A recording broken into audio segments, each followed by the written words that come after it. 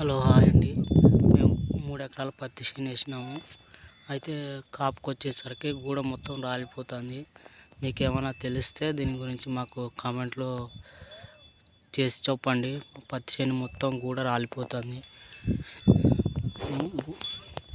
గూడ రాలిపోయి చేనులో మొత్తం అట్లా రాలిపోతుంది. చూడండి మా పత్తి చేను. తెలిసిన వాళ్ళు దీని గురించి మాకు కామెంట్లో చేసి చెప్పండి. 3 ఎకరాల పత్తి చేను వేసినాము. మందులు ఎంత కొట్టినా రికవర్ అవుతలేదు.